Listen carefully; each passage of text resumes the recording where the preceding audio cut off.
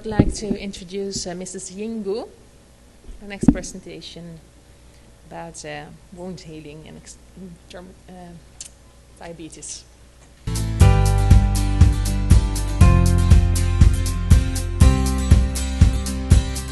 Today I'm going to talk about a novel chemically modified curcumin normalized impaired wound healing in diabetic rats. As we all know, complications of diabetes, there are several involving several areas. I'm not going into the detail each area. Today my talk will be focused on the one of the complications of diabetes, which include the lathering-like axillary aging of the skin and the impaired wound healing. Now, when you look at the diabetes-induced aging-like change in skin and in the collagen metabolism, you can see that involves the following changes, which all lead to the decreased synthesis of the newly synthesized collagen and pile up with the older cross-linked collagens. And this basically diagram shows the maturation of the collagen metabolism and the during diabetes and the accelerated aging. You can see diabetes increase the metalloprotease enzyme activity, which including the collagenase activity, which majorly dissolve the newly synthesized collagen and end up with the pile up the old cross-linking,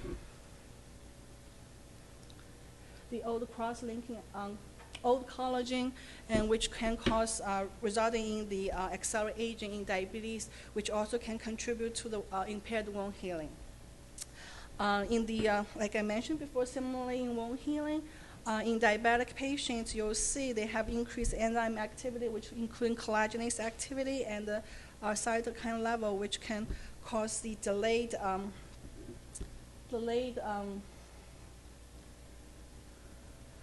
in this stage, which can cause delayed wound healing in diabetic patient.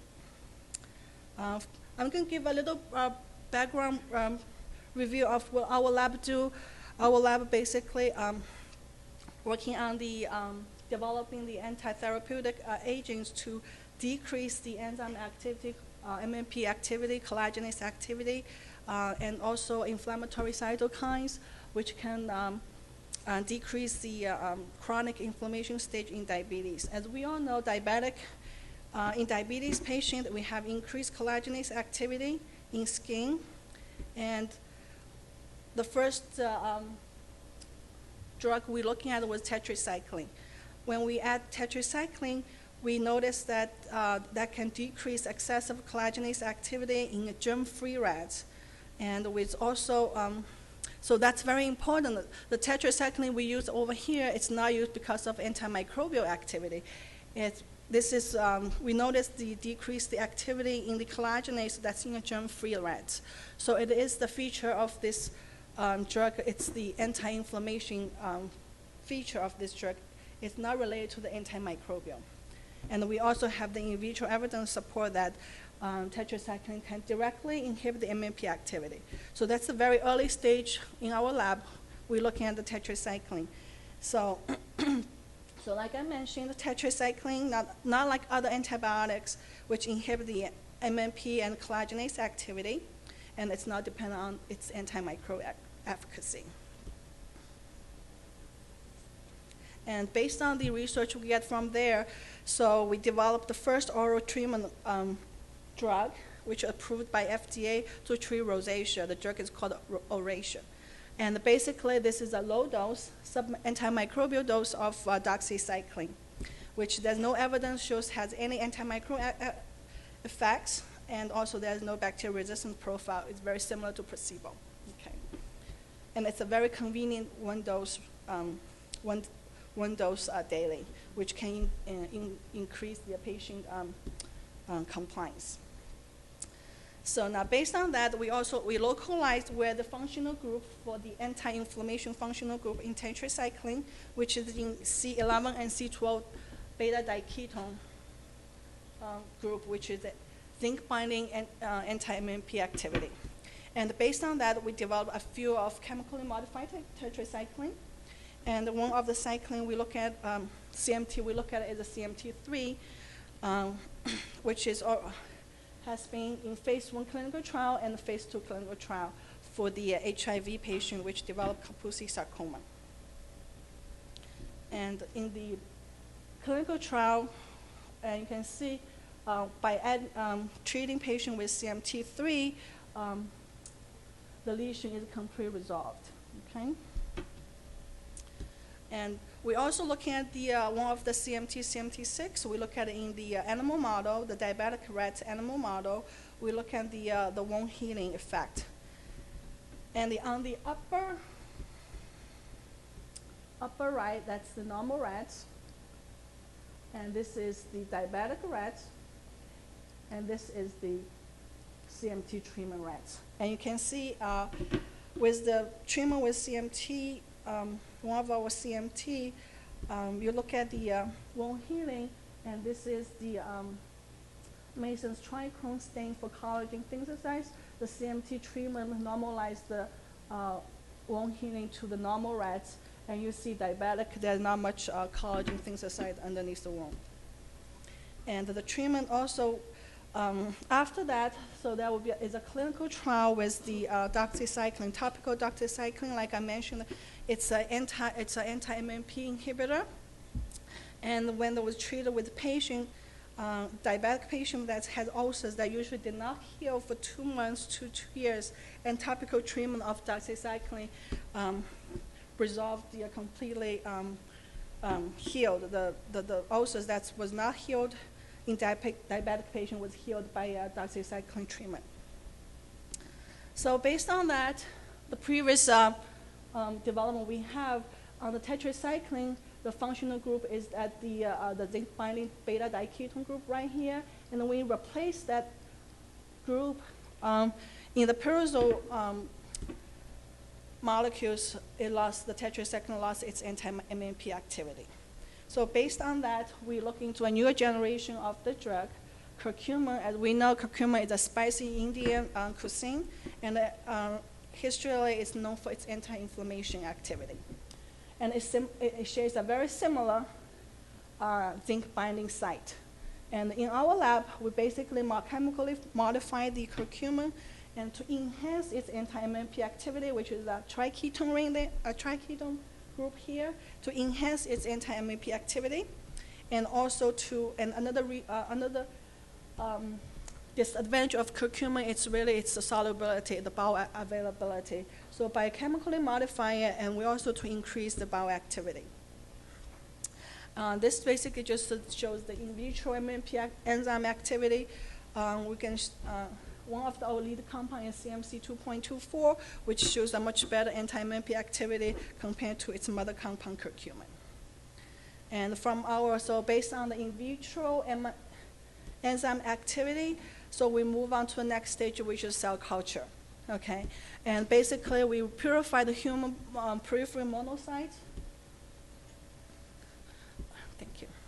We basically purify the human monocytes from peripheral blood, and we're treating the cells with one of the endotoxin, LPS, which can increase the inflammatory cytokine and MMP secretion. And when we treat with the CMC 2.24, you can see we look at one of the MMP9, which is the inflammatory gelatinase. You can see the CMC 2.24 has a much better anti-MMP activity compared to its mother compound. And then we also, from the data we have in vivo and in vitro and cell culture, we move on to the in vivo rat model. And this is a diabetic rat model, which mimics the aging, accelerated aging in skin, and also a good model to study the wound healing. As we know, in diabetes, they exhibit accelerated aging, and by treating with systemic treatment of CMC 2.24, it shows restored some of the, we measure, first we look at the skin thickness, and with treating of CMC 2.24, it normalized the skin thickness more close to the normal level, and diabetic has much thinner skin, much leathery looking like skin. And we notice also, I want to make mention that CMC 2.24, the drug did not change the blood glucose level, did not change the HbA1c level. So the drug we're looking at to focus on is the anti-MMP activity. The drug is not to treating the diabetes itself.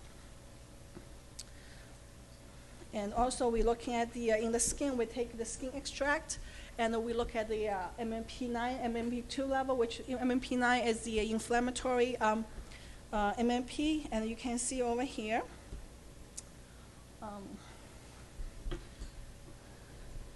And the MMP9 level, you can see with the diabetic, there's an increased MMP2 level, and the CMC 2.24 treatment, which basically normalized the MMP levels here. And this is,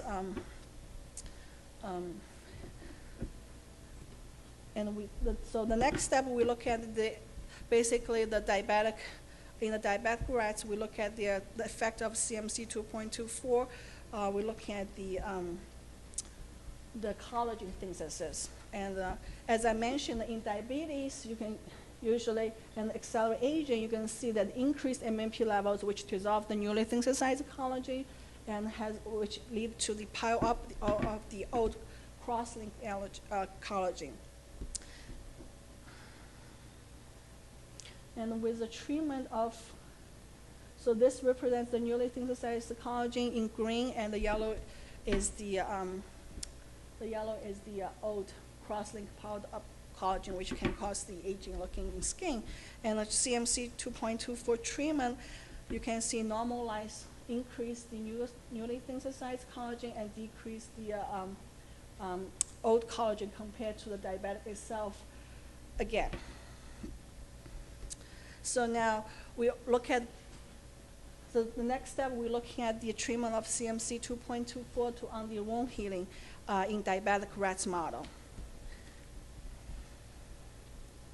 So we create wounds in the normal rats, diabetic rats, and different administration of the CMC 2.24. And in 7 days, you can see a much difference in the wound closure of the CMC 2.24 treatment. And when we measure that, and you can see in diabetic rats, there's a much less closure in the wounds, and with the treatment of 2.24, it brings the level of the wound closure to the normal level. And this is followed by the underlying biochemistry analysis, which also in correlation with the clinical phenotype. So we also look at underneath the histologically what's happening with the different groups of the, and we see with the CMC 2.24, also this is the epithelial level, and we also looking at the collagen things that is underneath it. And you can, this is a normal rat, and this is the different 2.24 treatment. And we can see the 2.24 treatment improves the wound healing not at the surface level, but also at the underneath collagen synthesis level. So when we look at it, this shows the re-epithelialization of the surface. And this shows the 80% of the, that's in the normal rats, 80% is re-epithelialized in day 7. And this shows the diabetic, and with the 2.24 treatment, it brings the level to the normal. So the next step, we look at not just 7 days, we also look at 14 days and 30 days of wound healing in diabetic rats. So the pattern of wound closure at day 14 was very similar to that for day 7, and the diabetic rats showed only a 20% reduction in wound closure compared to the normal rats. And the CMC 2.24 treatment reduced the wound closure to the normal level.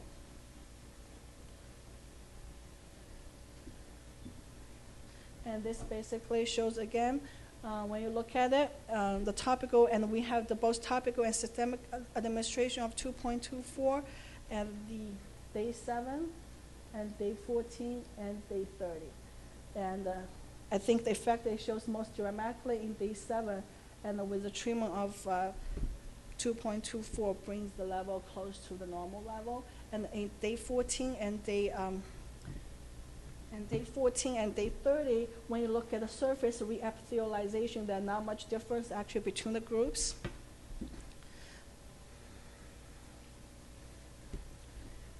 So this one shows basically the early stage. So this, the blue shows the day 7. This is again the red one, it shows day 14, and this one shows the day 30, the green one. And the early stage, when you see a trend, the CMC 2.24 treatment actually, when you look at day 7, which CMC 2.24 improves the wound healings in diabetic rats. Now we're looking, and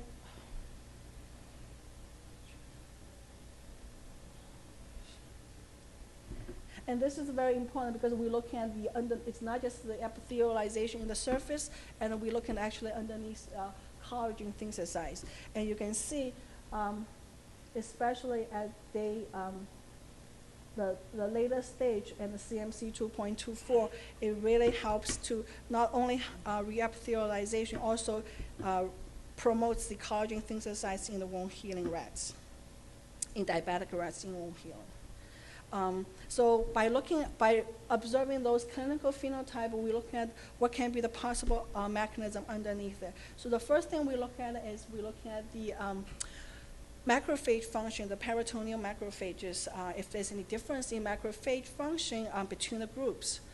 First, we collect the macrophage in peritoneal exudates, and you'll see in diabetic rats, we have accumulation of the high number of macrophage, and in vivo treating with 2.24 reduce the macrophage accumulation to the normal level. And we also look at the cell function, the cell migration. And in diabetic rats, you see there is impaired cell function, which they have a much slower migration, and in vivo 2.24 treatment, which bring the cell function back to normal. And in addition, we also looking at the pro-inflammatory mediators, which is secreted by those cells. We look at IL-6 and we look at IL-1 beta. And in peritoneal macrophage, we see in diabetic rats, you have a much higher pro-inflammatory cytokine secretion, both for IL-6 and IL-1 beta. In vivo 2.24 treatment brings the levels down to normal. And we also look at the enzymes, MMP9 enzyme secretion in both the macrophage, the peritoneal macrophage. And again, you see the diabetic has a high level of MMP9 with 2.24 treatment. You see there's a reduction in the MMP9 level. In addition to the cells, we also look at the cell-free peritoneal exudates. And again, you see here in diabetic rats, we have a high amount of MMP9, and in vivo treatment with 2.24 also reduce the amount, the levels of MMP9.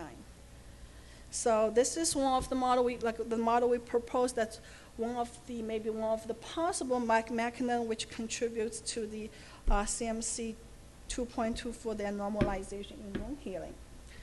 Basically, in diabetic rats, they have decreased cell competency, which showed as higher when the macrophage, they have compared to the normal model, the macrophage, they have a impaired cell function which they move to the sites much slower.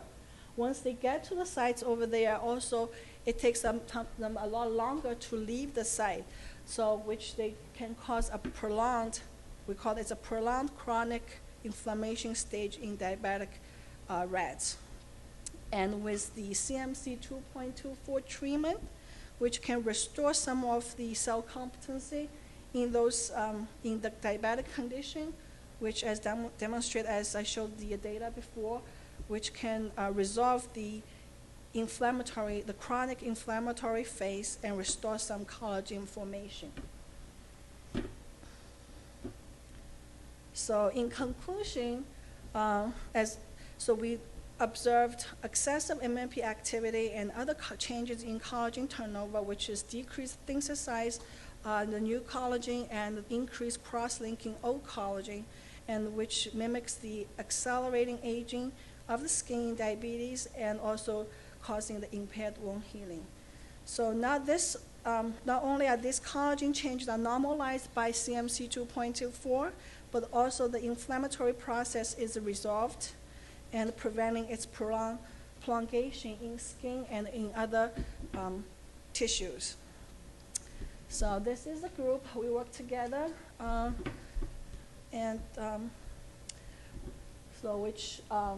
we have, we're collaborating with chemistry department, which they can synthesize the chemically modified curcumin with us, and we have a group, we work with a dermatologist to look at the histological changes, and this is our group. Thank you guys for your attention.